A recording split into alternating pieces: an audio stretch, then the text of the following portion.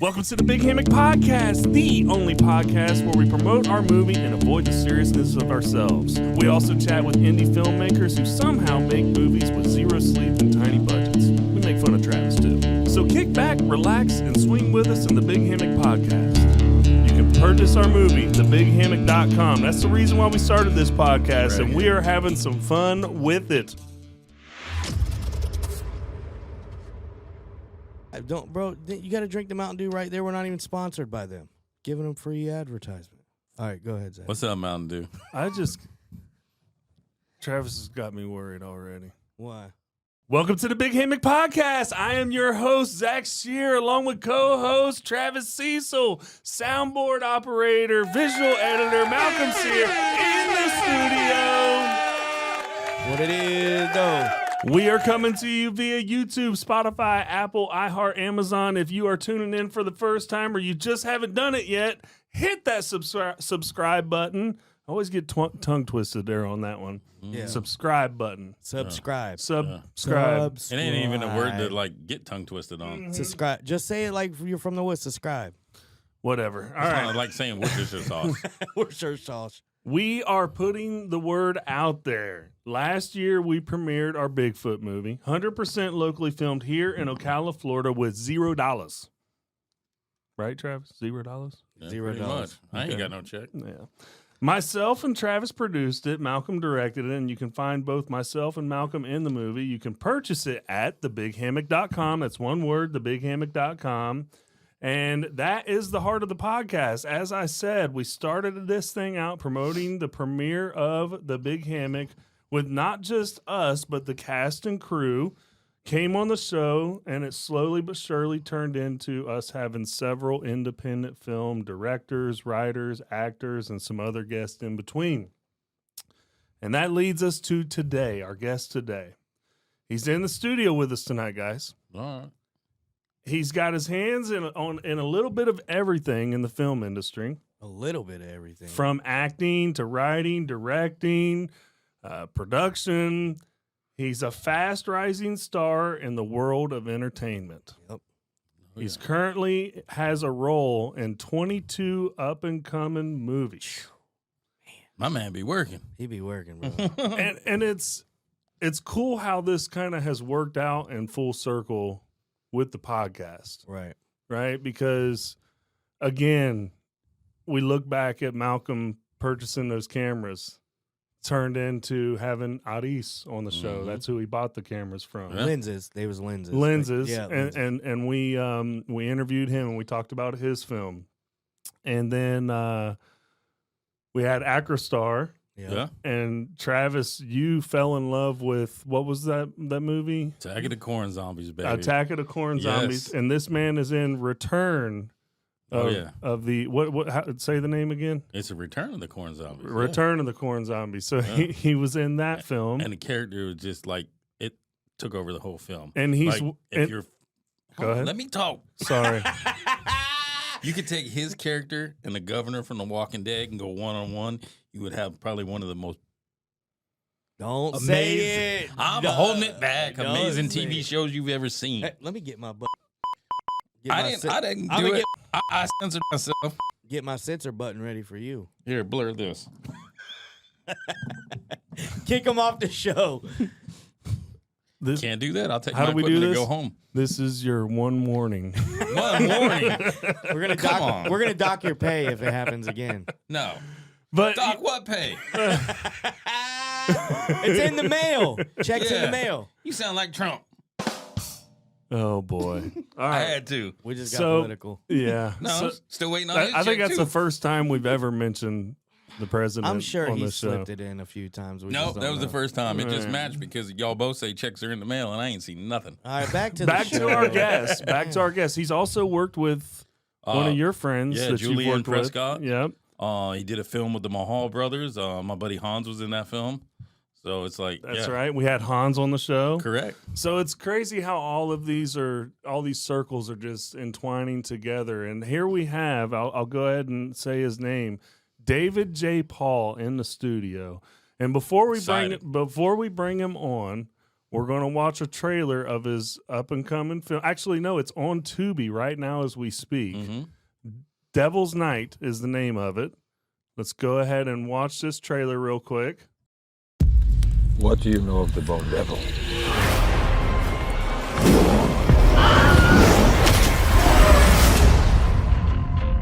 There was a time no one dared encroach on this land. There is an elite group of monster hunters. They go by the name the Lost Blades.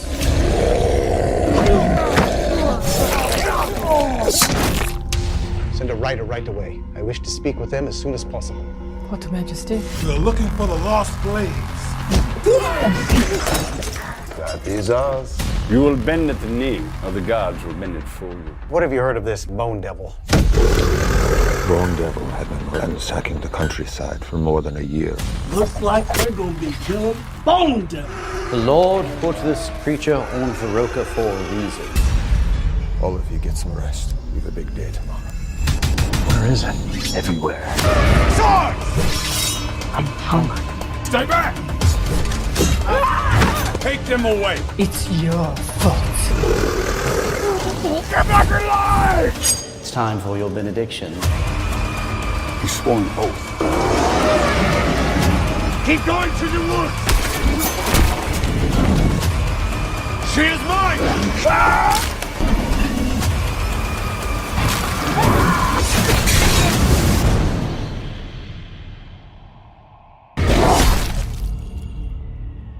All right, ladies and gentlemen, in the studio, live and in person, here we go. Welcome, Mr. David J. Palm. Let's go. Here he is. Thank you, guys. Whoa. Yes, sir. Starstruck. Travis, bro, I I'm know excited. you are I'm very excited. excited. Yes, sir. When I got the call, what y'all called on Monday and said what was going, or no, it was during the middle of the week last week when y'all said what was going Travis or Malcolm I was lined this excited. up, and he was like, "Hey, we got this one coming in studio." David, thank you so much for your time. It was what 3-hour drive for you to get here?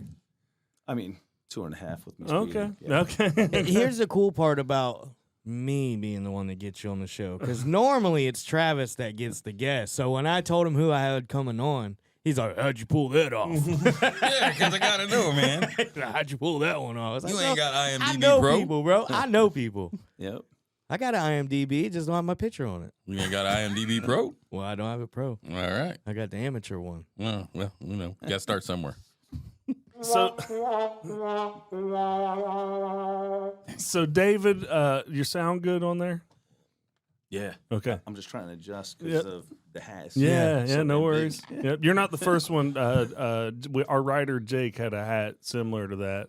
Well, yeah, he had like a full blown sombrero or something. Yeah. It was a big hat. How did he manage to get over his hat? So he did the little earbud things. We had to specially give him earbuds, but Yeah, he was Mr. Hollywood then, Yeah. bougie, all that stuff. So. Rip's cousin. So, David, I want to talk about your upcoming, really before you got into acting, filmmaking, directing, writing. You were a basketball player. And you not actually, but you were on the Clippers, the LA Clippers. Oh, wow. I mean, Yes. Okay. Not the actual NBA. Mhm. Clippers. Since you brought it up, Mhm. here we go. So I was a walk-on out in LA in 1995. Mm-hmm. And from my high school years, it was just constant rebuilding of coaches and plays and all this stuff. And my freshman year, I decided to take off because I wanted to get stronger, get ready for the season. And there was this freshman coach named Coach Ehrlich, which I remember his name because I don't want to say anything bad, but he was pretty bad. And he told me, hey, I can't have you on team because you weren't here for study hall, you weren't here for practice. I can't just throw you on team now. And after that, my whole basketball career in high school was all up and down. I couldn't find my real motivation to play on the team because every time I started doing really well, there was always a reason for them to pull me back. Somebody was holding you back. Yeah, all the Gotcha. time. It was like I was the black sheep in the family, basically. Gotcha. So, so what I decided to do was, as a senior, I told myself, I'm going to go after high school. I'm going to get really good again, and I'm going to go out to L.A. And I was a shooting guard back then. And I went out to L.A., got sneakers, shorts, shirt, just when I was there. And I went out for the tryout. It was a one-day tryout, full court scrimmage for almost 2-3 hours. And I met guys there like Sam Cassell, Terry DeHare, Lorenzen Wright, Danny Manning. Nice. I met all those dudes. And they said, hey, you're the white boy, right? Of course. I'm like, of course, you got to go there right off the bat, right? Yep. And I looked around and I was like, damn, all right, you got a point. And then they're like, you here for the shooting guard position? I said, what made you think that? And they're like, because the saying goes, white man can't jump. He's good at the threes. But I had something better than they had. That was a 3-point deadly shot. Yeah. So I said, yeah, I guess I'm the guy. Yeah. And they said, okay, they're going to put you in a game. Let's see what you could do. So right off the bat, first 15 minutes, I nailed 12 points. Nice. I hit home my threes. I was really confident. And then I was trash talking a little bit. You know, Okay. we got to do that. And then just out of the blue, after that one trash talk, I saw these two dudes at 6'8", 6'9". They came around where I was supposed to be. Yep. And the point guard couldn't find me the ball, but I eventually got it. By the time I turned around, I see these long arms in front of me. Yeah. I'm like, holy, how am I supposed to shoot over these guys? So the first instinct, I did a fadeaway jump shot 3 because I already had the feeling coming off my fingertips. And I already knew any which way I could probably get it in. So I did a fadeaway jump shot, and then I landed, and I heard a loud crack. And I looked at the guy in front of me. I said, you okay? And he says, yeah, I'm fine. Why? I'm like, oh, okay. And then we started running back. At that time, I felt the most horrible excruciating pain in my left foot, and I felt like glass was shattered in my foot. Oh, man. So I kneeled down, raised my arm. I said, Coach. He says, yeah, you got to get on D. I'm like, I could if I could run. I said, I just broke my foot. And just like that, they sent me to the trainer, and I don't know why they did this, but they said, hey, I got to show you something. You did so well that here's your name on the roster. But now you're off the team because you're going to miss the whole season. I'm like, that's more insult to injury. I wish I never saw that. Right. And then I went to rehab for 8 months. I came back. I'm from New Jersey. So they sent a athletic trainer and another scout to Jersey in Atlantic City to try and see if I'm fully healthy again. So they gave me another shot, and because I liked what they saw before I got injured. And I did it again. I went out. I kept my mouth shut this time. And I just played. And the first 10 minutes, I had 6 points. So I figured, okay, this is it. And then I broke my foot again. Wow. And I was like, I got to go back to rehab. And after that, I knew, when you get to the high level, if you injure yourself at least one time, it's going to be a little hard to keep up with the rest. But if you break it twice, now you're talking, you're pretty much screwed. Yeah. And then I just, I still have the passion for the game. I still got the shot. I just can't play anymore on a full court game. So since I was at the high level still, mentally, physically, I got back in shape again. I said to myself, what can I do now? I'm here at the high level. I don't want to just stop cold turkey. And then I talked to my dad, and my dad says, you remember when Mom brought you to the bowling alley when she had a women's league? And you remember she brought you there when you were 13, and she said that you have something in you to be a bowler. I said, yeah, I remember. And he said, why don't you just try out for that? I said, okay. Well, I can't get injured in that, can I? So I went out there, and to make a long story short, speeding up the time, 2009, I decided I'm going to go into a sanctioned bowling league to help some of my friends win some extra money, just for fun and stuff. And then I didn't pay attention to my scores. I was just having fun. It ended up that the commissioner of the league pulled me aside and says, hey, Dave, we got a problem. I said, okay, what's the problem? And they said, your scores. I said, okay, what's wrong with my scores? They said, it's way too high. These people are here and they take it serious about trying to make extra money in the league. And you're averaging over 227 right now in this league. No one can come close to a 200. You're way above everybody. So they think that it's unfair for you to bowl in this league now. So we'll give you two options. one option, you could tell your team you're just going to quit and we'll take your 200 average handicap.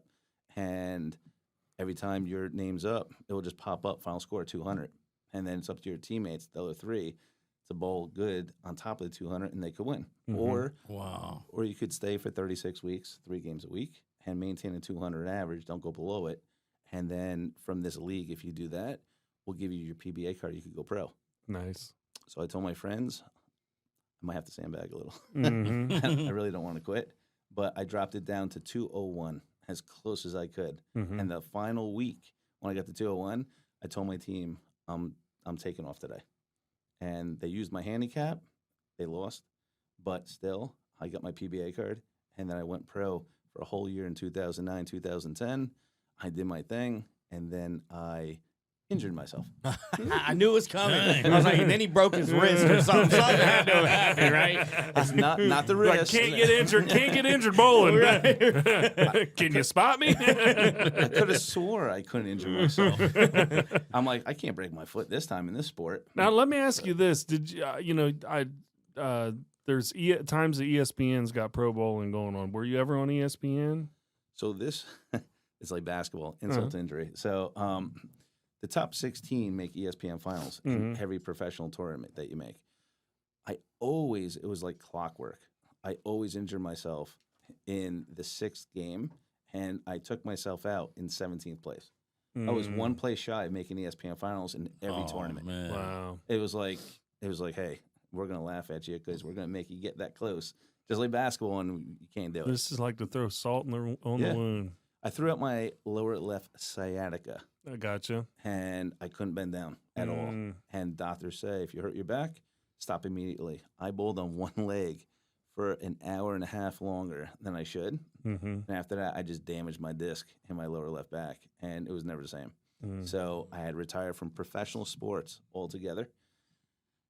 And then I moved to Florida in 2019. And then in 2022, I decided, what else is here that's fun in Florida? What can I do at a high level again? Because now my competitive nature just kicked in, just out of the blue, just like a snap of the finger. Yep. And it's like competitive nature just kicked in, and I'm looking. I went on Facebook, and I saw this one guy. He was an actor from Florida. I forgot his name now because it was in 2022. But I hit him up privately, and I said, hey, I see you're an actor. Here in Florida, is that right? And he says, yeah. He says, where are you from? I said, I'm from Jersey. I don't know nothing about this down here. And he says, well, send me a headshot of you. Just do a selfie so we know what you look like, and let's see if you fit a description of a character. We got a movie coming up in a month. So I sent him a picture, and he says, we'll get back to you if we see that you're a good fit. So here I am going 2-3 weeks. I'm like, forget it. I tried, didn't work. Next thing I know, the very next day when I gave up, the dude called me, and he says, we have an opening. The character that we have for you, the actor that was playing that, he got sick, and we had to film. You want to fill in for him? I said, oh, cool. So I went there, and I did what they asked me to do. I didn't know what the hell I was doing, but I did what they wanted me to do. And they called me over after and said, you weren't nervous. You were on point. You listened really well. You don't hold anything back. You should really focus on this for a career.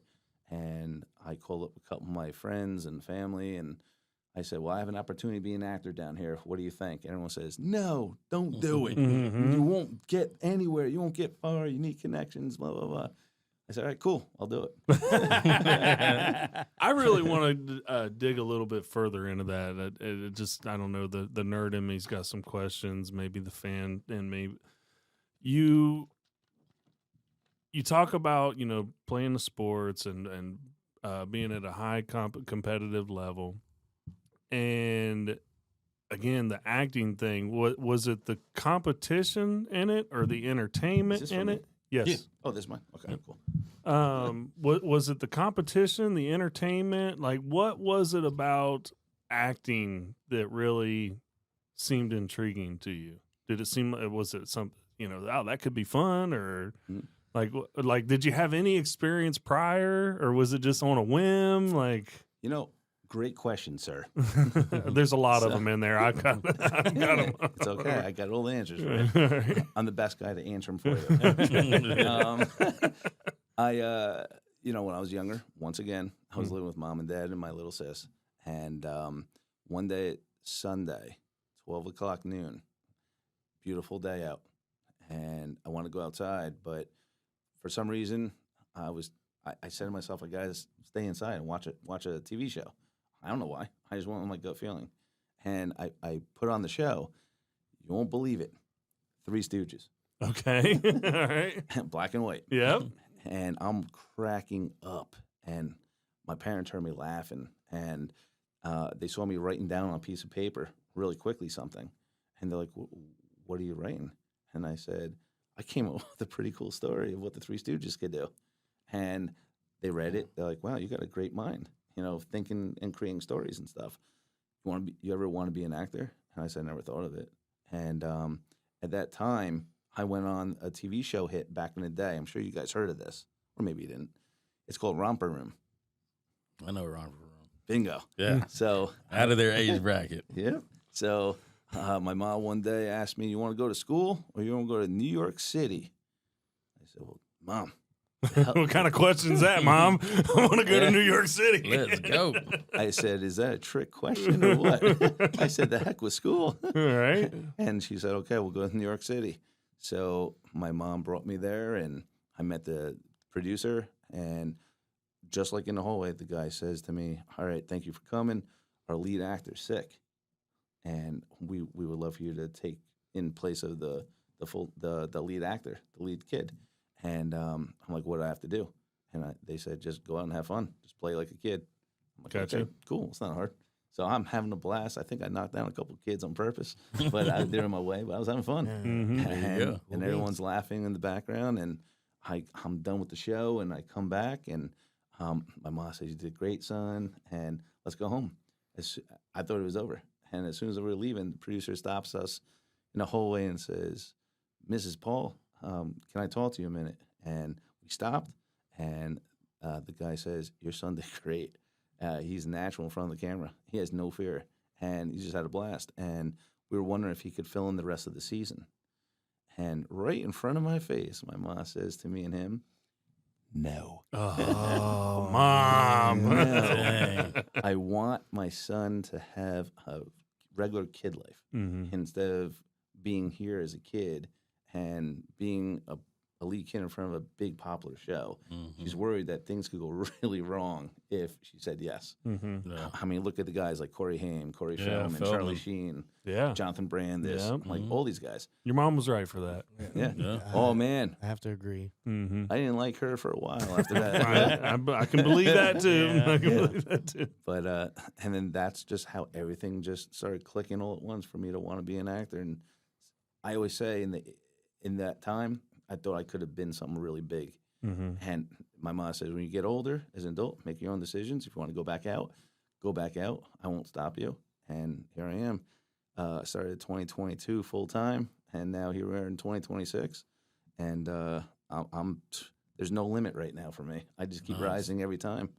This is a personal question. Is your mom still alive? Was she part of the conversations that was telling you, no, it's a dead end? Okay. She still said, well, I would say in 2020, beginning of 2025, she says, don't do it. Just, you're not an actor. She says, just have a normal job.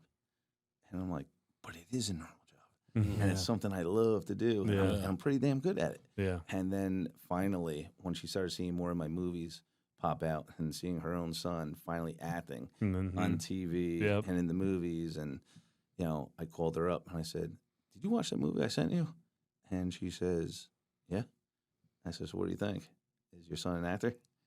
And I was afraid to ask the question because if she said no, I would have been, oh, you. So she says, you're doing good, son. There you're doing good. We're going to watch you every step of the way now and root for you. There so you go. It's all motivation now. Yeah, for sure. Yeah. I can definitely relate. I can recall many a times growing up, my mom's always been very, very supportive in anything that I've ever done, but she's always been realistic about things as well. Yeah. So she's been quick to shut down a few things too. And you know, there's when you have that mom's proud of you moment, you know, it feels pretty good. So I can definitely relate to that. Yeah.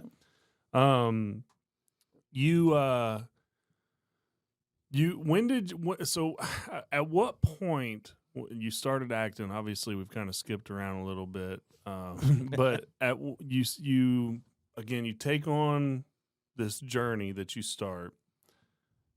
At what point after, what was it, 2019, you said you decided to get back into it? 2022. At what, I don't think you can ever be comfortable doing this stuff, right? I think that there's professionals out there that say that, you know, when you become comfortable doing this, you really need to get nervous because you're probably not being so good anymore. The uncomfortableness that's what the show business is all about. When those lights come on and it all comes out, it's all about growing. It makes it good, right? Mm-hmm. So my point is that, or my question is, when was it? Did it come to you that, okay, I could be comfortable doing this? I've got something here. I can do this. Was it your second movie, first movie, 5 movies in? What, you know, when you sat back and you said, this is going somewhere? Well, I knew I had the confidence when I was still in Jersey to get my feet wet. I didn't go to acting school. I didn't pay money for any of that garbage. What I decided to do was do the real thing. I went to Manhattan, and you know, I was on. I mean, it doesn't show on IMDb because I can't stand IMDb. They don't get all the proper stuff out there. But I was on 2 hit TV shows as featured. Like, my face was seen all the time when I was on there. I was on the TV show hit Gotham with Jada Pinkett Smith. Really? I was with the Penguin. I was a Penguin supporter. I was right with the Penguin the whole time. Nice. Okay. And then I was on the TV show hit Mr. Robot with Christian Slater. I love Mr. Robot. I like Gotham. Time out. Yeah. How do you keep that? I mean, how do you not even bring that out first? That you was on Gotham. Well, I mean, better late than never. I got to give you that one. But that's pretty big, Dude, man. that is- I'm a huge DC fan, so obviously you know. And Travis, he's very opinionated. You never liked Gotham, did you? Well, it was different for me. It was hard for me to get into it. Yeah. I watched it now. I like liked it. Gotham. Here's why. I'm the same way. I wasn't a big Gotham fan per se because when you're a fan of the characters of Batman and Superman and there's a show centered around everything but them, Yeah. it's hard to accept it when, you know, you just, it's almost like how the show Krypton was for me. Like, how you going to have a show based on Superman characters without Superman in it, right? Well, it was also like a reimagining of those characters too. So it Right. took me a little while to get into it. Right. When you talk the Penguin, that was my favorite character on that show. Was the Penguin? He was Right. good. Yeah, and the kid that actually became the Joker towards the end, like, I really loved his character. Yeah, Like, I think he did a good it job. was a as the real Joker good for reveal sure. right Yeah. towards the end I of don't that series. remember. That's towards the end of the series. That means you didn't watch it all the way No, through. I watched it all the way through. Trust me. But how long ago was that? That was what? Like was it 2019? No, That was long no, before it was that. no, 2015. It was Yeah. 2015. Yeah. I believe it was season 1, episode 5. I was on, and what made me realize I wanted to get in there was after we did those scenes, and I was the Penguin supporter. I was right by his side. We were after that when they said, "Okay, cut, let's go back and relax a little bit." I went to the dressing room and I sat with the Penguin and we talked for 30 minutes. And the guy told me, he says, "Dude, I really want to push for you to get some lines in this because the way that you're doing what you're doing, dude, if you get lines that I want you to get, you and I, we got something here together." But they didn't give you lines. So I'm going to push for it. And I was hoping to God I got lines on Gotham. And I was that close. And then they said, "Well, he's not a SAG actor, so we can't pay him SAG wages and stuff." That's what killed me. But I would have had a good character on Gotham. Yeah, for sure. Yeah, that's pretty cool. I could definitely see you in Gotham too. That's pretty cool. We were, yeah. It's You've got a lot of up and coming projects. Yeah. You were showing us some pictures of some that you're not supposed to release right now. It's okay. It's behind the scenes stuff. I mean, I could work around a little. But I mean, you always take specific, careful, or I don't know what the words I'm looking for, but your approach to your look. You change your look to the character that you're playing. And you take it seriously to do something different with your beard or something different with your hair, color it, whatever it may be. What you laughing about? Well, I'm just thinking, like, because there's a lot of big actors that don't do that. They just they're their self like every movie. Ugh, it's boring. Like Mark Wahlberg is Mark Wahlberg no matter what he plays. but that's my thing though. I think that says more about the actor, that the actor gets in that all the more into right. That's what I'm makes a good character. That's what I'm saying. Like, you don't want to watch a movie and the dude is the exact same character he played in the 15 other movies that he's already been in. You know, I can name a few, but I'll be in trouble. But sometimes they know I'm here. Sometimes that's up to that's the studio. The studio hires that person who was like, "You were great in this movie. We're gonna just change up the scenery, and you're gonna do it this way." Right. You're and exactly it's the right. same. That how many Liam Neeson movies are like the same ones? Right. You exactly. know, Steven Seagal. He's the same guy in every movie. But that was my childhood. So No, I gotta give it up to Steven Seagal on that. But Let's focus on David. David, what has been your favorite character that you've played thus far? Oh, good question. Ooh. Well, I mean, I could go on and on, but I'll name the top three. I'd prefer you to go on and on, but you can name the top three. How long we got in the show? as long as you want. Oh man. Now, how long? How long do we have, Malcolm? We got 54 minutes. Oh, okay, we got plenty of Yeah. time. Well, to start off, I created a story.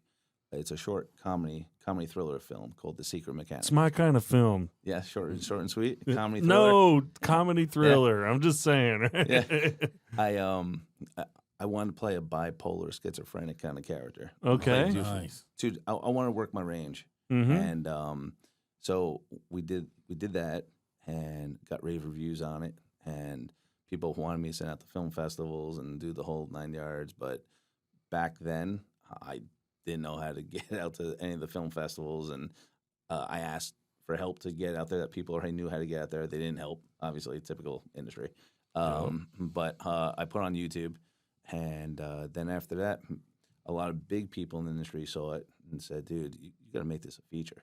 These short film things, they're not going anywhere. Mm-hmm. You're not going to do anything in your life as a short film actor. Mm-hmm. So you got to make this into a feature. It has great storyline, great story plot. You're the story creator. You could create something like this as a feature. Then I thought about it, and I said, you know what? You're right. So I got with my writer, and I said, you watch this movie? And he says, yeah.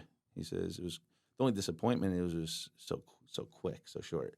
I said, exactly. That's why I'm talking to you. We're going to change that. We're going to make it into a feature film. And I could see a franchise off this one because a lot of the movies that I create, I like leaving open endings because if I feel My favorite.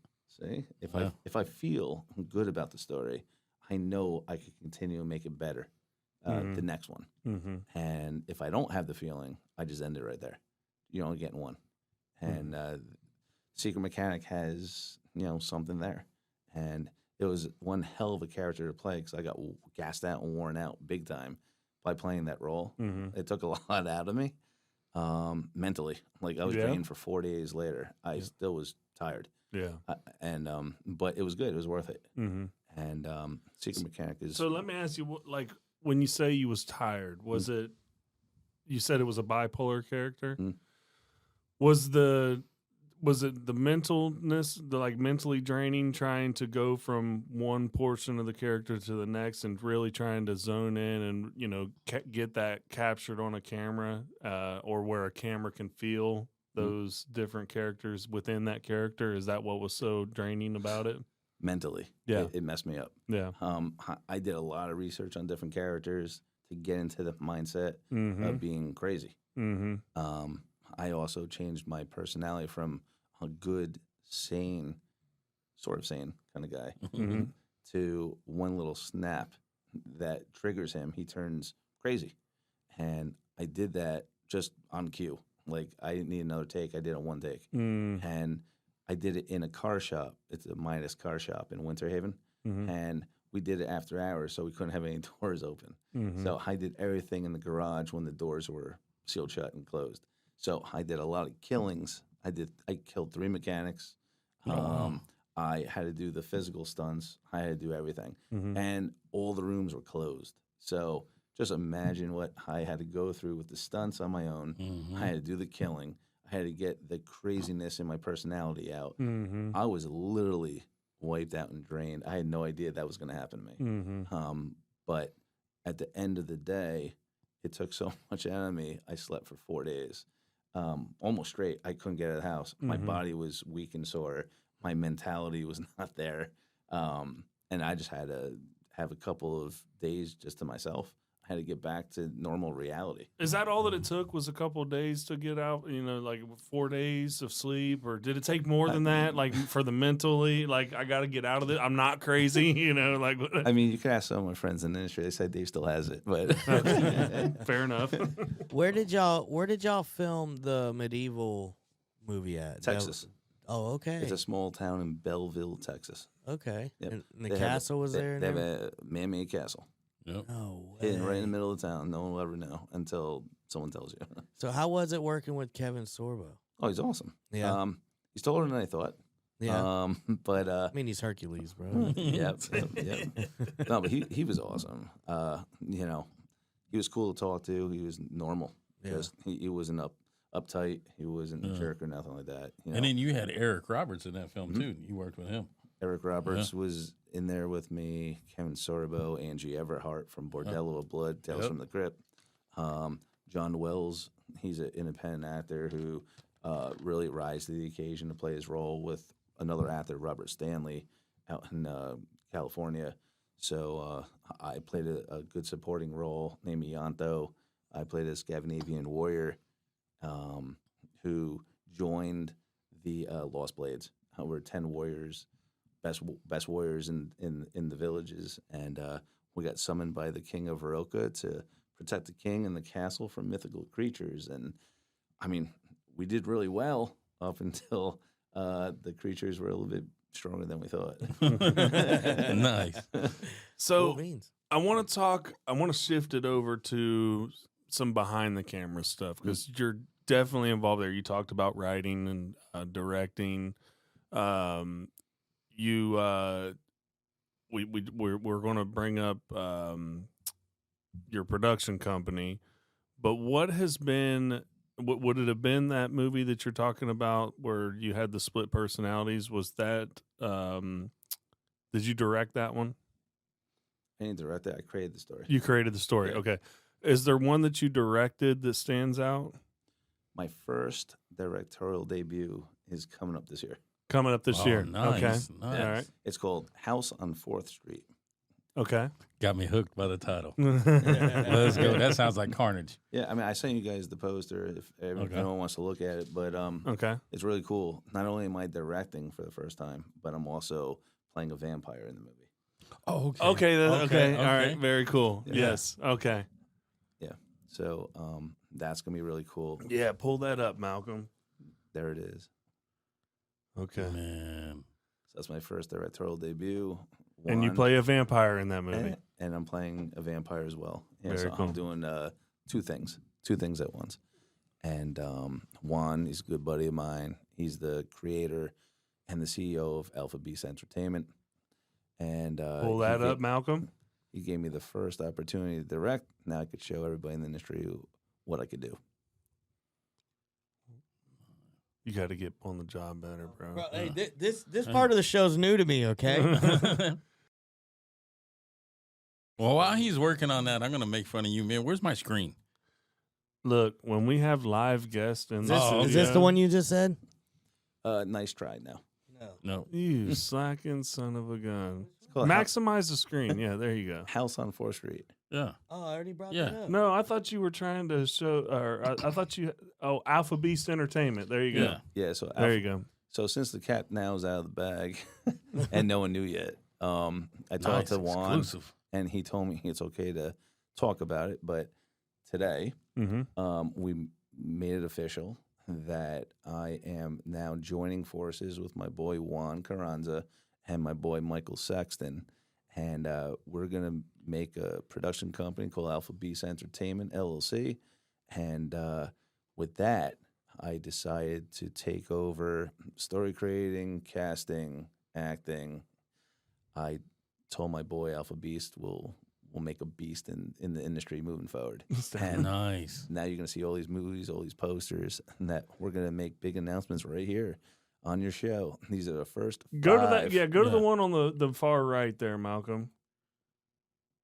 I'm just digging the beard and the eyes, of course. Yeah. But see that's the one I thought we were talking about, the vampire movie. Nope. That's okay. Can you talk about this one? Yeah. So once again, not to anybody's surprise, I created the story.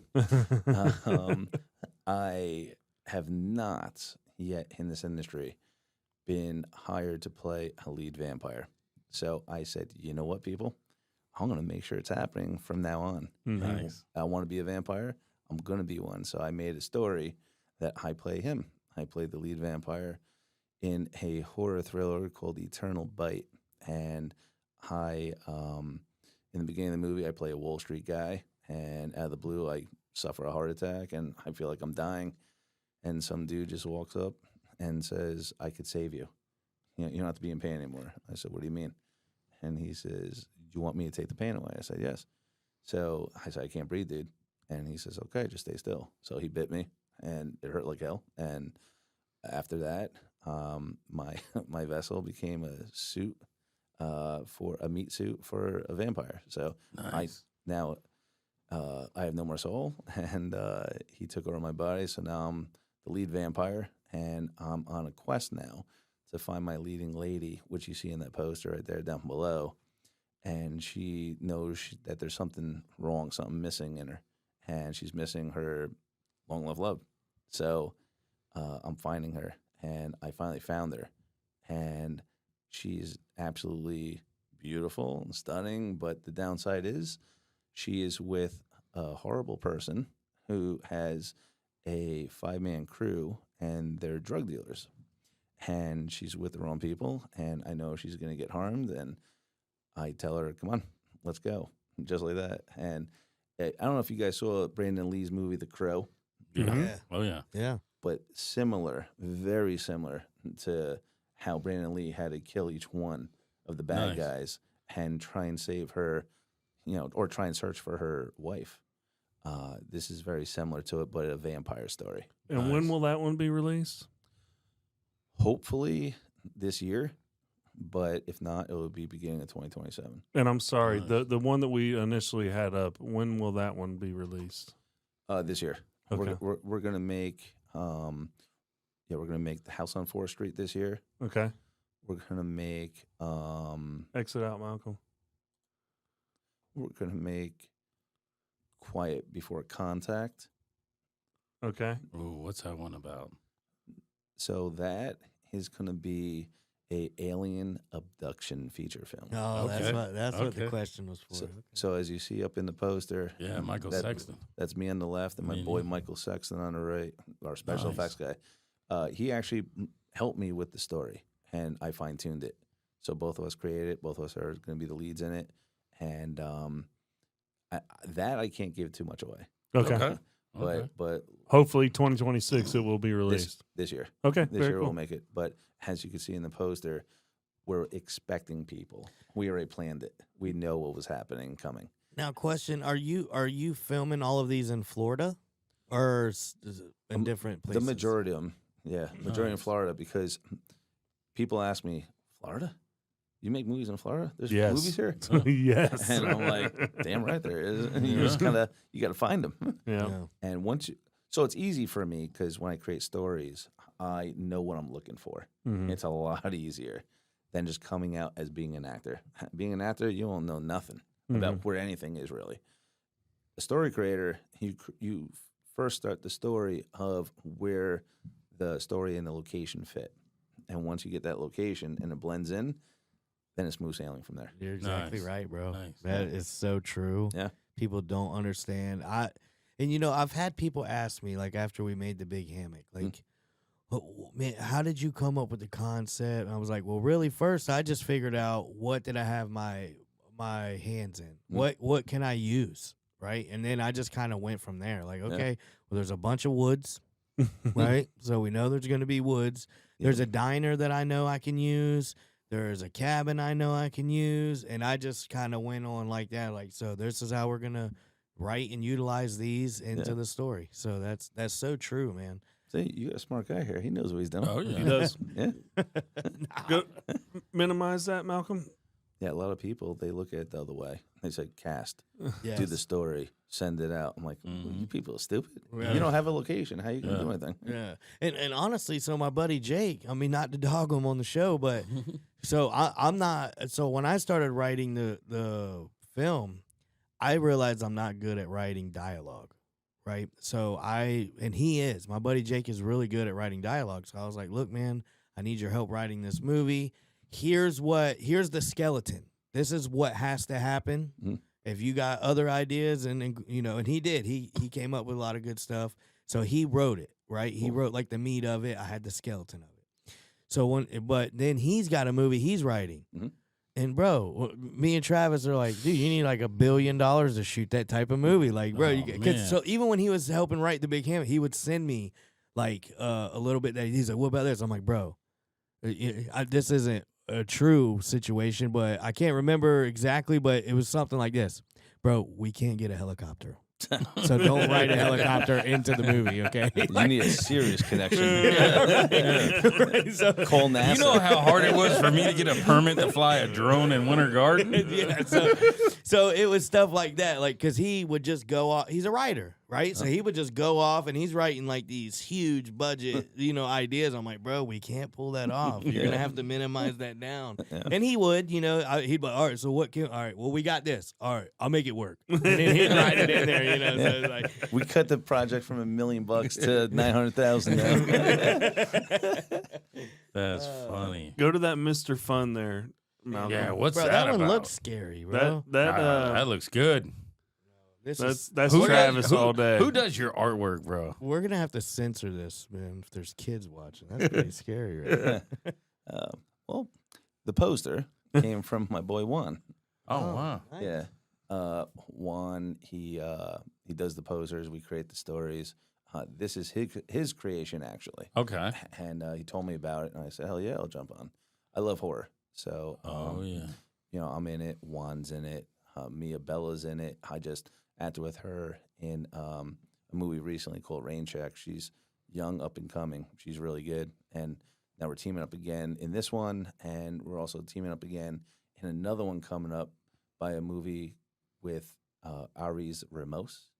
Yeah. Yeah. Yep. Okay. And I'm in that movie again with him. I'm doing a second movie with Aries.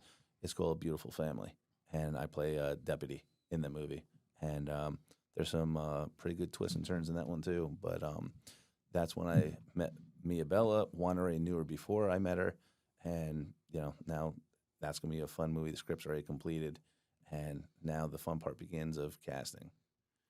And speaking of casting, like, because I know I went through it a couple times and stuff like that. Now, do you just have everybody send in like videos and stuff like that, or do you do like live casting? A little bit of both. Okay. If you start focusing a little bit more on what these people do in the independent industry, Mm-hmm. sometimes it's a lot of BS. Oh yeah, I've Yeah. had a few on my set. I'll tell you right now, I'm the kind of guy in the industry that says what's on his mind. I have Yeah. no filter. Everybody knows that about me by now. I got a close knit group that works with me Yeah. in every movie that I do, and those are the loyalest of loyal. Oh yeah. I'm sorry, I said it backwards. The loyal of loyalists. I don't know however you say it, but you know what I mean. It works both Oh, ways. yeah. They're as loyal as it comes. And they're actors, they're directors, they're producers, they're pretty much everything you need to be successful. And no one's out to compete against each other. Yeah. Good. But unfortunately, a lot of us like to get in other people's projects as Yeah. well, just to say, hey, we'd like to work with you guys. We want to be like out in right field when everybody else is having their party in left field. We want to be a team. Yeah. We want to have some teamwork going. But a lot of these movies, people do a lot of casting really BS wise. They already have their people that they want, And I don't know why in a million years, I still don't understand this, but they ask you to audition for these roles when they already damn well knew it was already casted by their friends. Mm-hmm. And you're wasting all their time when that happens. Yeah. And it, pardon my French, but it pisses us off as hardworking actors that you're asking us to give at least 30 minutes of our busy time and excitement to act for you and audition. And here you are. You already have someone casted in it and say, here's our casting announcements that I already had set because we already knew what we wanted. Right. So why the hell are you wasting our time, man? Yeah. So, I mean, that's the independent industry. A lot of people are jokers in this industry. Oh, yeah. And that's the reason why Juan, myself, and Michael Sexton, we're changing this garbage in this industry. Nice. We want to give people a fair shot. And that's why we're making Alpha Beast Entertainment because, yes, I have loyal friends. And hell yeah, I'm going to bring them in my movies. Yeah. Because, it's just fair. But we are going to do some fair casting calls as well. Mm-hmm. It's only that when we create our movies, we already understand who we want in some roles. Mm-hmm. We're not filling them all like these other jokers are doing. Mm-hmm. Oh, we only have availability in one supporting role, and the next are featured in background. Like, are you serious? Mm-hmm. Like, where the heck you learn how to do your casting? And so that's why we're forming this company. Nice. And that's why, as you see, the first 5 are up there. We're doing all features. We're not doing shorts in this production company. You can't go anywhere with shorts. If you want to be a serious actor, don't do short films. Pull up that last one there, Mac. That looks like a bad hombre right there in that. That, my friends, in the studio audience, is Juan Carranza. Okay. So he is, right now, he is a professional wrestler and boxer. And that's why he's showing his strengths of what he does for a living out in front of the camera. I want him on the show. I'm a wrestling fan. Yeah. I want him on the show. That's another cool connection because a buddy of ours actually does like bare knuckle boxing and UFC, MMA type stuff. Yep. And one of his fights that he won, we put on the TV in the background of one of the scenes of our movie. I have connections in them too. Yeah. I have a friend, I'm sure you heard of her. Her name's Jessica the Black Widow Borga. She was UFC fighting champ, now bare knuckle fighting. She's she's a friend of mine. I know Jared Warren, Crystal Pittman, Zach Ziggy Johnson, who's an MMA and professional fighter. He likes fighting out overseas, like in Europe mainly and stuff like that to, help the USA teams. So he's out there representing. I know Juan. I got into boxing a little bit. It's awesome. But we're building connections with a lot of professional athletes as well. They want to jump in from being an athlete. Eventually the body shuts down and gives up, and then you got to find out what you want to do next in life. That's what happened to me. So us professional athletes, we decide we want to have some fun in our life now. Yeah. And now we're all dipping into acting. Yeah. So that's cool. So question for you. Do you prefer behind the camera or in front of the camera? Well, hands freaking down in front. I'm with you. I'm with you. Travis likes to be behind. Yeah, Malcolm, man, I ain't no actor. which are you, Malcolm? So here's I'll do a cameo. We've I talked ain't about this acting. before, but I can't If remember you. So if it's my vision and my story, I want to be behind the camera. But if it's not, I want to be in front of the camera because so like when we did the Big Hammock, I didn't really want to play this Lobo character that I've done in a short film before. Huh. And all my buddies was like, man, we got to put him in the movie. He's funny. He's funny. So I was like, all right, but man, just that little part, it was the most stressful time of the whole film because I'm wondering, I'm like worried that they're not hitting record on the sound, they're not hitting record on the camera. Is there anything that, you know what I'm saying? Like, I got all these things running through my head, and then I'm trying to get into this hobo character. Yeah. And so I just would assume if it's my vision and my the film that I'm like editing, directing, and all that, I want to be behind the camera. I want to be focused on that. Now, I'm not opposed to being in front of the camera if I absolutely have to. But yeah, so. But if it's somebody else's project, yeah, man, let me just have fun, you know? Yeah. Because at that point, it's just fun. I'm just gonna show up, act, and then going about my business. But it's it's either way. Makes sense. I'm with you though. I prefer to be in front of the camera. But I also I have fun doing the behind the scenes stuff, right? You know, it's cool to edit something. You know what I mean? It's cool to see something go from what it is to what it's going to be. Script to Right? screen. Yeah, it's fun. I love doing bloopers. I'm and- known as a joker behind the scenes too. I I gotcha. can't always be serious. Right, Yeah. for sure. Yeah, Yep. yeah. We had a lot of those. And then, but I mean, Travis is so big. I mean, the first thing that comes out of his mouth when he sees something, oh man, that's a great shot. Yeah. I mean, that's just the way he looks at movies, Oh, is, yeah. you know, through a cinematographer's Well, that's how I mind. learned. I mean, Yeah. I had to watch movies with no sound just to figure out how they're shooting it, how they're connecting these scenes. Like, I mean, it takes a lot of patience to do that. There's some people I know are starting to do silent movies now too. Mm-hmm. They don't have to memorize lines anymore, and they don't have to speak. So They I'm not just- gonna lie, I thought about that. I honestly have thought about trying to do a silent film and try to do it well. Right? Yeah, like I think You there's can make a very intense, like, right. you know.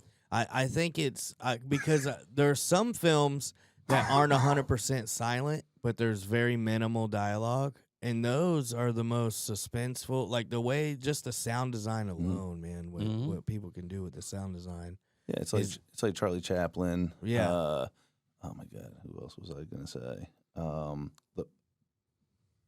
Nope, I can't remember now. But there was a team, two best friends, Laurel and Hardy. Yeah. Yeah.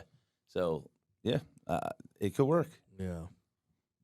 So, if there was somebody that you just met today, said, "Hey, I saw you in that movie.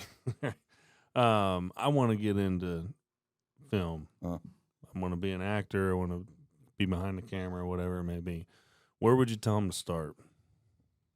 Well, don't bother me. Nice. No, I mean, what I would most likely say is, so if you want to start and finding out how to do things, don't be shy and don't be afraid to speak up. And if you really want something bad enough, just ask. I mean, what's the worst that could happen? No, I can't help you. Okay. Yeah, Well, the answer's always no until you ask. Yeah. Yeah. That's how I got into the industry. I just went on Facebook and I was researching myself. No one helps me. Yeah. I got to find my own way. Yeah. And when I find my own way, then I make sure I make the best of it. And that's how I tell other people. You know, luckily and fortunately, I have a lot of connections now. Yeah. And Nice. I now have, I'm working on a company. Now I have a film crew. I have everyone that works with me now. We can make any kind of movie we want, any kind of movie, anytime, any place. And now we have a company that when we get distribution, we can get paid now because it will go right to the production LLC company. And that's why a lot of people are stuck in this industry going nowhere because they don't have a company. They don't have those kind of connections. If they do, then they don't know where to go from there. I learned for 3 stinking years how to do all this, and I'm still learning. It could be a pain in the ass sometimes, especially if no one wants to help you. And then if you don't help, then you find somebody that does. But you got to keep on moving forward. And I always tell everybody, don't let your shyness and the fear, especially if you want to be in this industry, get in your way. If it does, you're gonna shortchange yourself, and you're not going anywhere. You might as well find another career. Yeah. So Very good. Very So good. did you get a chance to watch The Big Hammock? I absolutely did not, but I would like to. Okay. Yeah, Cool I beans. was just so wrapped up of getting this Alpha Beast production going and getting all our features lined up. And Yeah, I mean, you got a lot of movies coming out this year, so yeah, that too. But I would love to. yeah. Let's, You let's afford him the chance, gentlemen. Yeah, Zach's making me give you this. do you have a Blu-ray? You don't have to give it to Yeah, me. we're It's yours. we're gonna make sure I we're appreciate gonna walk it. away Thanks with for- a gift tonight. Thank you very much. Nice. Thanks for coming on the show. We're not shutting it down yet, but no, thank you. That's yours. I love stuff like this, like There you go. Bigfoot and aliens and paranormal experiences and stuff like that. By the way, that's going to come out soon. I'm making a movie about paranormal stuff, like ghosts and all that kind of cool stuff. Oh, nice. And now you know the alien up there, so that's already out of the bag. Oh my God, I didn't announce that yet either on my page. Well, now you guys know it. There you go. Yeah. I'm sure you'll announce it before this comes out, maybe, eh? Well, it depends when you air this. Well, that's true. I have to really work on that. Put the pressure on. Do either of y'all have anything else that you Yeah. would like to Oh, ask? No, here we no, go. I- Travis is gonna Well, keep I it gotta going. ask. I gotta No, ask. I'm just kidding. Go ahead. So, how'd you end up meeting Julie and doing Amityville Thanksgiving? So, good question, sir. Yeah. You guys are pretty good at asking questions. Oh yeah, Thank you. We try. Oh, He ain't good at drinking not drinks. good at though. drinking drinks. He can ask questions. I just jinxed it. So I went to New York Okay. and I acted in Bloody Nun Last Rites. Okay. That was run by Will Colazzo and Julie Prescott. Mhm. I met him on set. It was awesome. It was a fun time.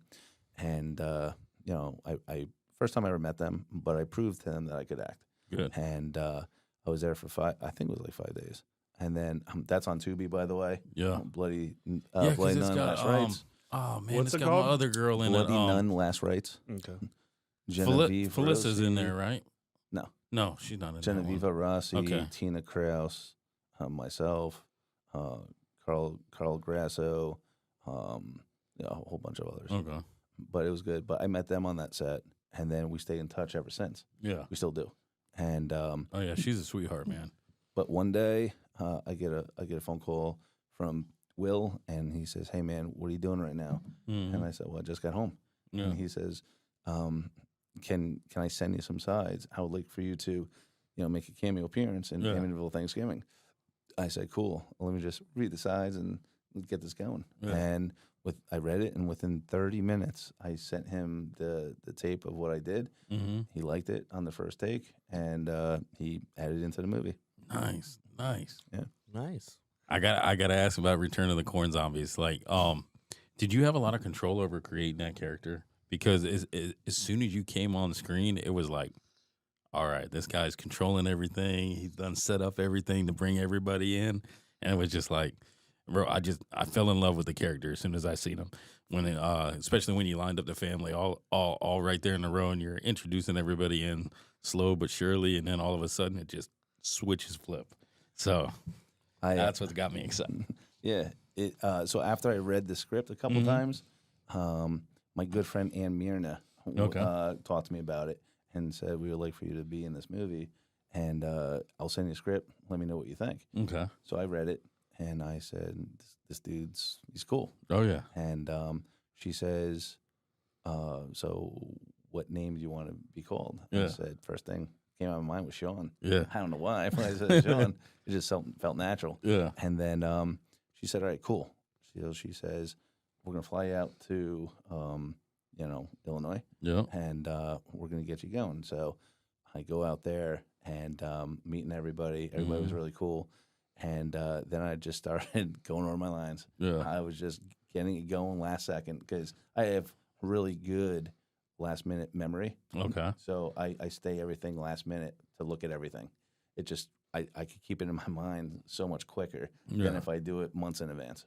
And sometimes I even don't even look at a script until I'm on set, and then I start memorizing. Wow. It's pretty scary, but yeah. And when I got on set, I looked at the location. Mhm. Then my mind was just wrapping around everything. It's like I was walking around. I was seeing what Sean's going to do, who he's going to talk to. Yeah. And then I just got together with everyone in my scenes. I'm like, dude, let's rehearse. Yeah. And then I was getting in there. And as soon as they said, okay, we're ready for you guys, Mm-hmm. I just took over. I just went into Sean mode. Nice. I didn't think anything else. I didn't hold back. Oh yeah. And There's a few times the hair's come up on my arms. I was like, "Dang, gum!" Like Yeah. you meet this guy because you guys didn't see that for him. Mm-mm. Man, I 2 or 3 times. Me and my little son, 4 years old, loved it. I know these boys get on to me, man. My mother was when I grew up. Like first horror movie I ever watched was The Exorcist. So that was just my gateway into horror, man. And it's been nonstop ever since. that's awesome. So. Yeah. I mean, the movie was awesome. We had a blast. It's not that typical kind of zombie movie that zombies are walking slow. Yeah. Like, these suckers are running at you. Oh yeah. Oh And- yeah. And my character is in charge of the homestead where I don't want to give too much away, obviously, Yeah. if people didn't watch, but you'll know what I'm talking about. Oh yeah. Somebody lured the survivors into the homestead, a safe zone, and she says, "Guys, I want you to meet my dad." And I turned around and I said, "Nice to meet you." And they're like, "Dad, you set us up. You lied to us." And then I introduced everybody to my family. And then I try to be a nice guy, as best I can to my guest. Yeah. And I introduced the new guest to the fam, saying, "Hey, everyone's safe here. You have nothing to worry about." But really, when I try to keep them all calm and safe and cool, I was doing some other things behind the scenes. Some not so nice things. Just to make sure the zombies kind of, stayed at bay as best as I could. Oh yeah. Yeah. So are you only shooting to do horror films, or I mean, obviously, like do you want to branch out into other things, or you just want to stick to the horror film genre? I do not. I don't want to just stick there. Gotcha. I'm already so close to being typecast as a horror actor that I want to branch out to other genres, and I'm having a hard time for people to try and see me from everything that I've been doing so far in all the movies and the characters I'm picking to go into comedy or go into action or rom-coms and stuff like that. So I'm on the brink of getting typecast like Vin Diesel. Yeah. He's stuck. Everyone's looking at him as Fast and Furious, and he can't get really that much other work. I don't want to be, pigeon-toed in that, if that's the right word. But that's why I'm creating my own stories, my own movies, so I could show people, hey, you don't have to be worried that I'm not gonna look the part or be of just horror. I could do anything. My versatility, I haven't even reached a plateau yet. I don't even know what my limit is yet because I've been capitalizing and conquering every character I've been playing so far, and that's why I ask everybody when they cast me, give me the hardest role you got, the hardest character, and I'm still acing them. I'm still making them believable. Nice. So I'm still waiting to get challenged to a part where, oh man, this is a tough one, but it's exciting for me because that's where my competitive nature kicks in from being a pro athlete. Yeah. So I really don't have. I have a very high ceiling. I just don't know where that limit is yet. Yeah. I want to test it. I want to be challenged. And right now, I'm just having a field day with all these roles because it's easy for me right now. I want to be really seriously challenged, and that's why now I'm contacting a lot of celebs, telling them come on board. I want to be challenged. I want to be in the same scenes with celebs. I want everyone to see that I'm right at their plateau or even better. And no one's going to give you a shot if you don't have an agent or a manager. So the only way you're going to show people and shut them all up and make them believers is you do it yourself. That's right. Yep. And then you call them and say, come on, I want to cast you in this, but you're in the same scene with me because I have a lot to prove now. And that's how we do it. That's why we're called Alpha Beast, because Nice. we're gonna be the alphas in this industry, and we're gonna be beast mode. And we're gonna go right through everybody and try and be one of the top production companies in the industry. Nice. Now, your partner being a professional fighter and you having background in professional fighting, does that help, and would that transfer over into being like a stunt coordinator as well for fight scenes and action films and stuff like that? Is that something? Yeah. So Juan and I, we're already fight coordinators. Oh, okay. We already do our things. Cool beans. So that's why when you watch these movies that we're gonna do or already have, the fights look realistic. Okay. I definitely want to Yeah. do a fight scene. Yeah. I mean, Yeah. unfortunately, one of these movies, I was acting with one of these actors, and we were doing a fight choreograph scene, and it was the pivotal point of the movie, and I had to not hold back and throw a punch at his jaw. But I told him, this is how we're going to make it real believable. You're going to not lean forward, and you're just going to stay right where you are, just act it out, and I'm going to do the rest. I'm going to throw a fast, straight punch right through your jaw, right where the jawline is. Just don't move forward. He said, all right, I got you. I said, all right, well, I hope so. and we did 2 takes. to warm up. Everything was fine. Then, of course, when they said action. The guy did his lines. My character comes in. I'm in this bathrobe, and I'm just chilling. I get mad at him. He pushes me. I push him back, step up in his face, and the time came when the punch was coming. I lined it up. I went straight through, and I clipped him. I hit his jaw, and then they said, "Cut." That was as real of a punch as I ever saw. Because it was. And then I asked the actor, I said, dude, I told you to stop leaving freaking forward. And he says, they said action. I freaked out. And I said, well, I nipped you. So just listen next time. Don't lean forward. And but it looked so badass on camera. It looked like I really punched the guy. I mean, really, I clipped him. But still, I mean, you have accents. Yeah. I mean, but yeah, but we try and tell everybody what to do and what to look forward to before that happens, and we practice and practice and practice, knowing that the scene's coming, and it's up to the actor to remember. I mean, we can't hold people's hands and babysit them, Right? Yeah, for sure. Yeah. but we're not here to hurt people. We're Yeah, not of here course to not. injure them, but you know, it just happens. Okay. Cool bean. That's good to know. Yeah. Don't worry, we could flip you guys. We could do something. Yeah. we could flip you in a pool. We could throw you into a tree. We could do a lot of stuff. Yeah. I mean, have you done any scenes with gunfights? As far as Mm-hmm. do y'all normally use like gas guns, or do y'all do the digital? Kidding me? We do it real. Do you? We get the bullets and everything, man. Oh, sweet. No, man, no, I was that's kidding. my No, type no. of action. No, Here it's- in your it's- last film. This will be the last show I'll be coming on. No, it's all fake. Yeah. It's all props. Michael Sexton, once again, not only is he our special effects artist, but he's a prop weapons expert. Nice. So he gets every weapon we possibly need. He makes sure that he fine combs everything. Everything is empty, every little inch. And he's also a detective in real life too. Oh, so he's okay. trained.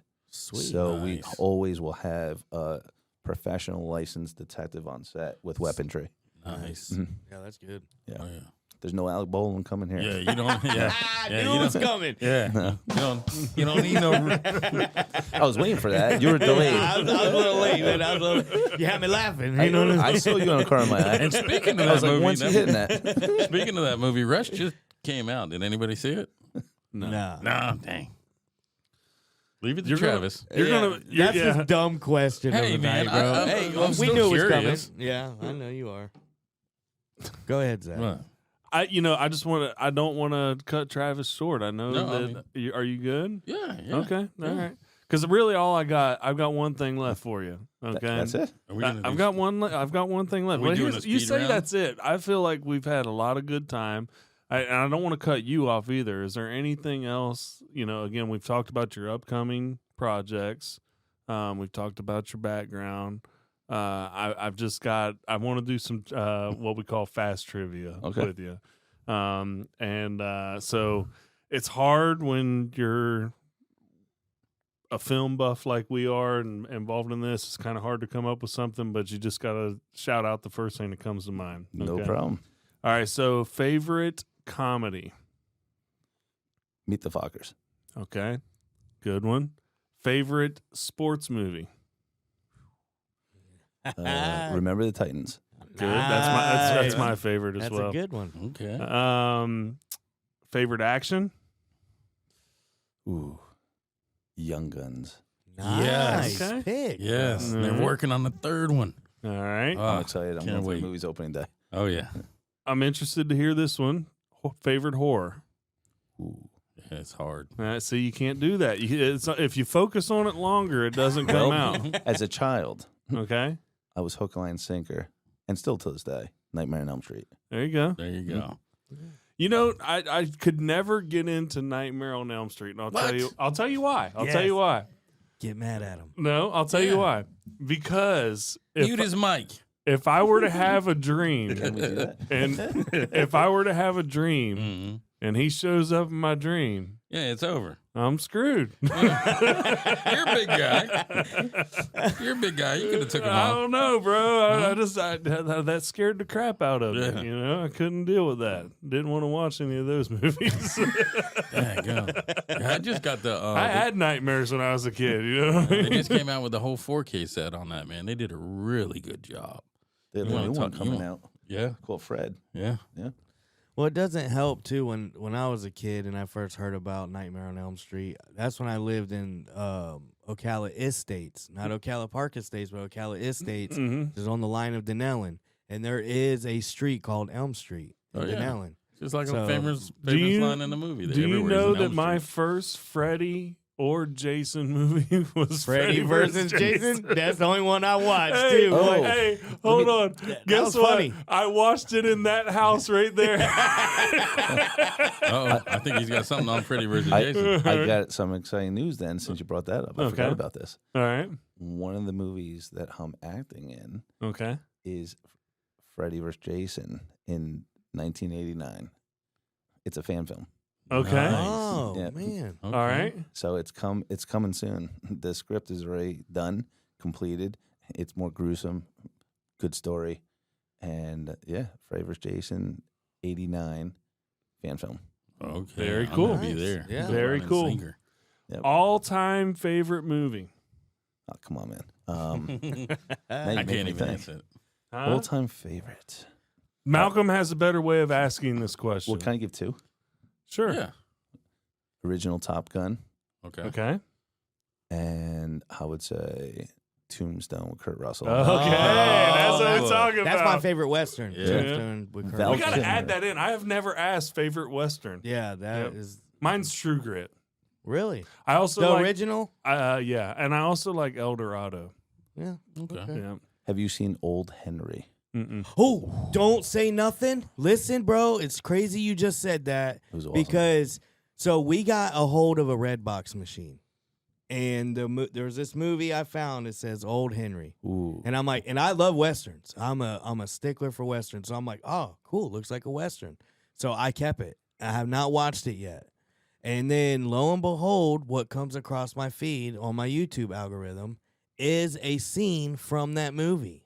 And I'm like, dude, this looks really good. Mm-hmm. So I went and dug it out, and I'm like, I'm going to watch this movie. I got it in the Redbox case, ready to go, bro. I'm ready. I promise you. I just looked it up today, too. Like, you know, because I didn't know if there was anything inappropriate from, you know, to watch around my kids, you know, because I've never heard of the movie, you know, when I just had found it. And I love going into movies blind. I don't even like watching the trailers on nothing. I just want to watch it blind. That's the best way for me. But Can I just say one? I'm not going to ruin it Okay. or anything, even though I watched it 3 times already. But that movie was probably one of the best movies I've ever seen in my life of the ending. really? The ending blew me away, and I don't get Nice. blown away easy. But as a Western buff, that made me watch it 3 times Nice. because I had to rewatch it again and again, and I'm like, Let me that's get what the really happened. DVD when you're done, bro. Yeah, Dude, speaking of listen, those yeah. movies, my Yeah. mother-in-law keeps asking me, so I'm you're supposed to give me a handful of them, so I am. yeah, okay. I'm, Yeah. Chaz has a whole Yeah, bunch, bro. that's what I said. Yeah, gotta go to Chaz. She keeps asking me, she's like, whatever happened with that? I was like, well, they got into it. I know they got into the Red Box. Yeah, we did. I got 2 more. Favorite director. ooh, favorites right there. Quentin Tarantino. Nice. That's we've heard that. It's some of these are starting to get repetitive. Well, the reason why Yeah. also is because I told my new production company team that I want to create 10 movies like Quentin did, and I want to give the best movies out there possible for the 10, and then we'll see where we're at after that. But Yeah. I want to give 10 movies all that we got. I just watched Pulp Fiction for the first time. What? Gotcha. So here's why I think a lot of us really like Quentin movies is because he puts so much into those movies. Like you don't like when you're an actual film buff, Mm-hmm. the things he incorporates into his movie, it's Mhm. like deep cut film fan stuff. Like, and I'm not saying I catch everything. There's stuff Yeah. that I have no idea. Well, look I mean, at the dialogue. Give the first 10 minutes of Reservoir Dogs. Yeah. You can shut it off right there.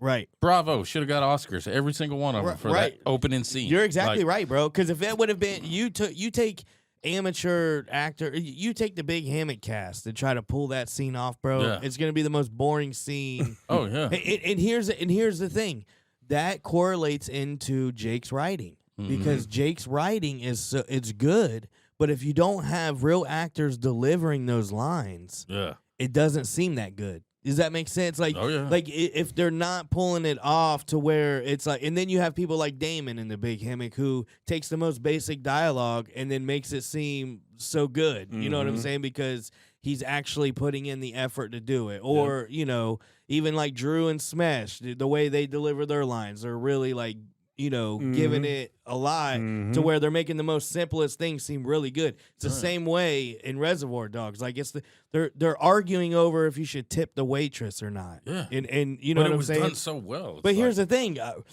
I assume most people have been in that real life debate with other people. I've been in there Carrabba's with Chris, who also was in my movie because he's not a tipper and I am, and I got mad. You know what I'm saying? So it's like that scene means a lot to me.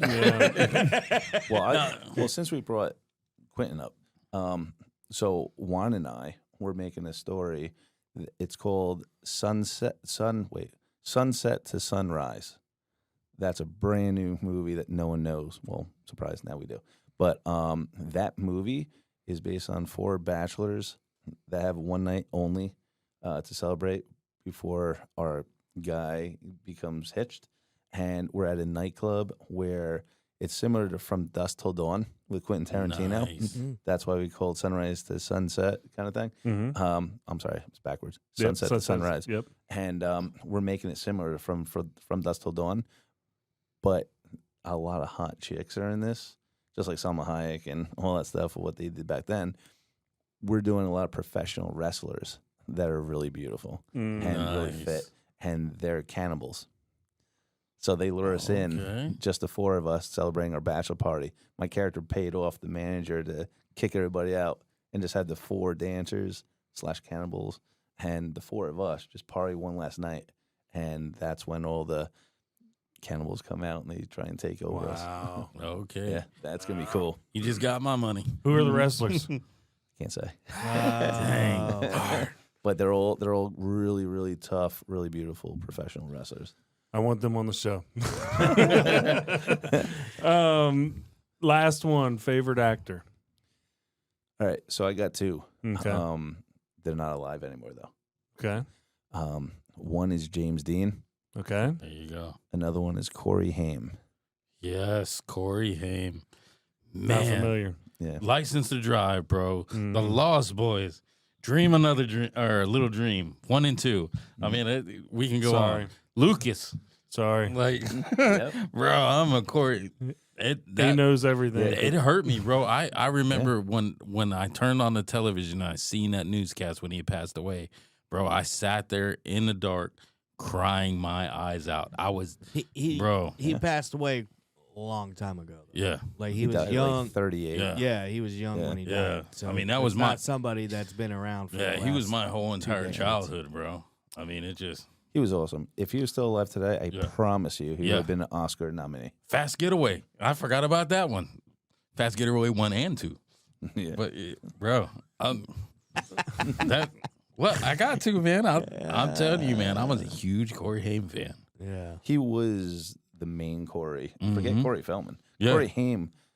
Feldman was jealous of Haim. Oh, yeah. Because Haim Oh, yeah. was about to branch out on his own, way bigger than Feldman. Yeah, Oh, but yeah. I don't think Haim can hold a candlestick to Feldman's Well- professional singing career, bro. What's Haim career? I mean, that guy has one heck of a stage presence with him and what was it? What, The Corey King and is the Back? Angels? Or The only smart thing he did was put the Angels on.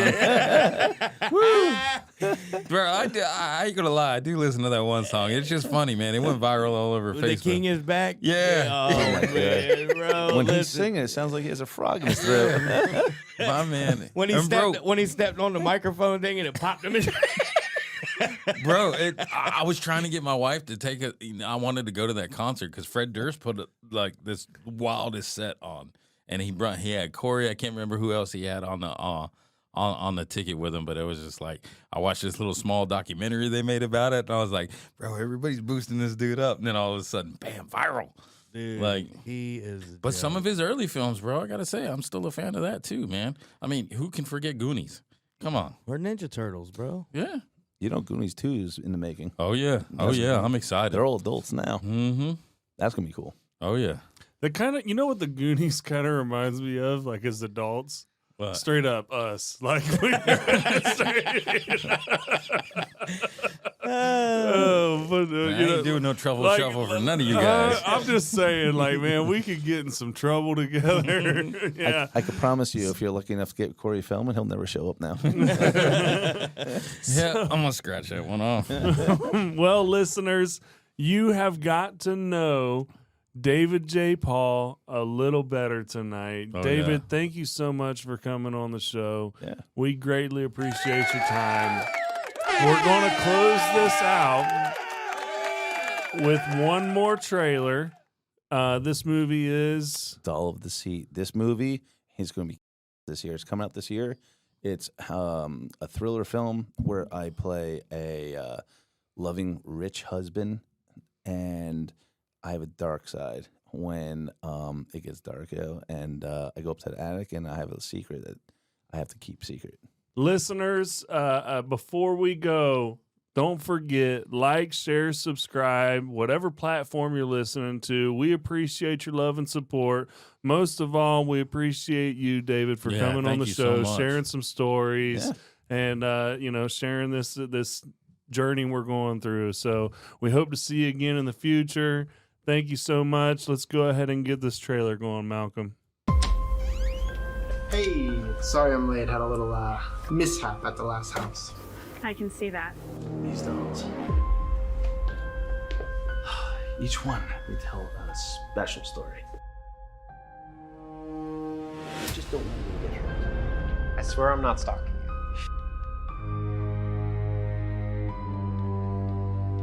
But are you happy? Mom, I'm tired. Let's talk tomorrow. This is my partner, Sam. She's the literal brains of this entire operation. Whispers at the cafe about us and Alex. Ah!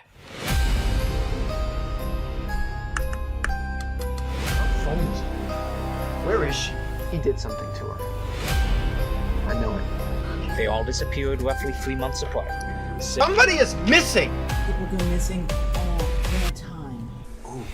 I loved you! If the cops don't come through by tomorrow, I'm going in there myself. Hey, man, don't be stupid. He was the only one to see her. That's why this country's so messed up, man. I can't do the cops won't do. I have plans for you. I think we need to reopen the case.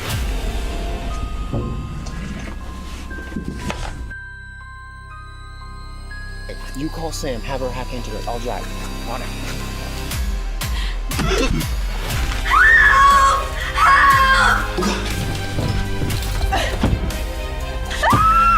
Don't come here.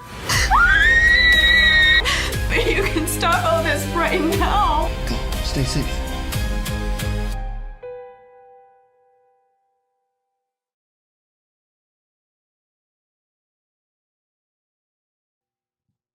Let's go. There we go. Travis, you suck.